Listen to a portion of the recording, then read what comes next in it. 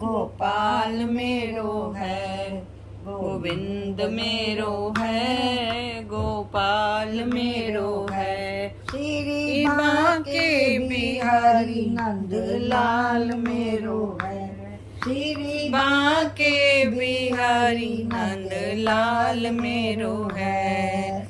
बोलो पुरुषोत्तम मास की जय, लक्ष्मी नारायण की जय। 11वां अध्याय। नारद जी कहने लगे, हे मुने, सब मुनियों से भी महाकठिन ऐसा कौन सा तप उस कुमारी ने किया, सो हमसे कहिए। श्री नारायण कहने लगे, वह बाला सनातन शिव का अत्यंत उग्र तप करने लगी, जिनके सर्पों के आभूषण नंदी भृंगी से सेवित 24 स्तोत्रों और 3 गुणों से स्तुति किए गए महा 8 सिद्धियों और प्राकृतिक जटा मुकुट से शोभित भाल में अर्धचंद्र ऐसे शिव को उद्देश्य करके वह बाला ग्रीष्म ऋतु के सूर्य में पंचाग्नि में स्थित होकर दुष्कर तप करने लगी। हेमंत तथा शिशिर ऋतु में ठंडे जल में स्थित मुख जल के ऊपर इस प्रकार दिखाई देती रही जैसे जल के ऊपर कमल शोभामान होता है। उसका ऐसा उग्र तप देखकर इंद्र महाचिंता को प्राप्त हो गया।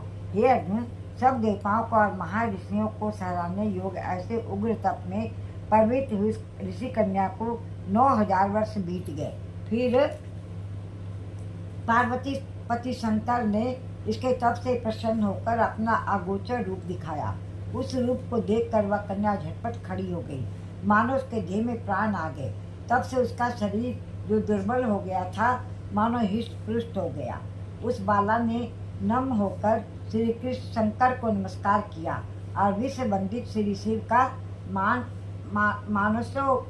मानसोच्चार से पूजन किया और उसकी स्तुति करने लगी। हे राजन, जब उस मेधावी ऋषि की तपस्वी कन्या श्री शंकर भगवान का स्तुति करके शांत हुई, तब महाउग्र तप से उसका किया हुआ स्तुति सुनकर प्रसन्न मुख वाले श्री सदाशिव बोले, हे तपस्वी, तेरा कल्याण हो, मनवांछित वर मांग।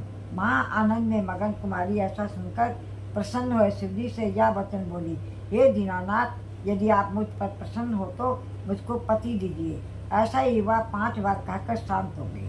तब शिवजी मुनि कन्या को कहने लगे, हे बाला, तूने जो अपने मुख से कहा वैसा ही होगा। तूने 5 बार पति मांगा है, तो हे सुंदरी, तेरे 5 पति होंगे। श्री कृष्ण कहने लगे, श्री शिवजी के ऐसे अनिति प्रिय वचन सुनकर बाला बोली, हे सदाशिव, एक स्त्री के एक ही पति हो सकता है। कहीं भी स्त्री 5 पतियों वाली ना देखी ना सुनी। एक पुरुष के 5 स्त्री तो हो सकती है, मैं 5 पतियों वाली कैसे होंगी? आपको ऐसा कहना योग नहीं है। हे प्रभु, ऐसा वरदान देने से आपको लज्जा होगी। उस कन्या के ऐसे वचन सुनकर श्री शिवजी कहने लगे, इस जन्म में नहीं, अगले जन्म में होंगे। वहाँ तो तपोबल से योनि से उत्पन्न नहीं होगी और वहाँ अग्नि से उत्पन्न सुख को प्राप्त होकर परम पद को प्राप्त होगी। दुर्वासा मेरा भी रूप है, दुर्वासा मेरा ही रूप है। तूने उनका तिरस्कार किया। यदि दुर्वासा को पायमान हो जाते तो तीनों लोगों को जला देवे। तूने अत्यंत ब्रह्म तेज का तिरस्कार किया और तूने भगवान के प्रिय पुरुषोत्तम मास का व्रत नहीं किया, जिसको श्री कृष्ण भगवान ने सब ऐश्वर्य सौंप दिया। हे बाले, मैं ब्रह्मा आदि देवता और नारद आदि तपस्वी जिन भगवान जी की आज्ञा नहीं टाल सकते, तूने उनको नहीं पूजा और अनादर किया, इसलिए तेरे 5 पति होंगे। हे बाले, जो पुरुषोत्तम मास की निंदा करता है वह घोर नरक में जाता है, उसके विपरीत कभी भलाई नहीं हो सकती। जो पुरुषोत्तम के भक्त है वह पुत्र पौत्र और धन से युक्त है, इस लोक तथा परलोक की सिद्धि को प्राप्त होते हैं। हम सब देवता भी पुरुषोत्तम की सेवा करते हैं। इस प्रकार कहकर श्री नीलकंठ महादेव तत्काल उनका ध्यान हो गए। तब वह बाला चकित रहेगी। सूर्य जी कहने लगे, हे ऋषियों, सदा शिव के अंतर ध्यान होने से उस कन्या को भी चिंता हो गई। बोलो पुरुषोत्तम मास की जय। पुरुषोत्तम मास का 11वां अध्याय समाप्तम।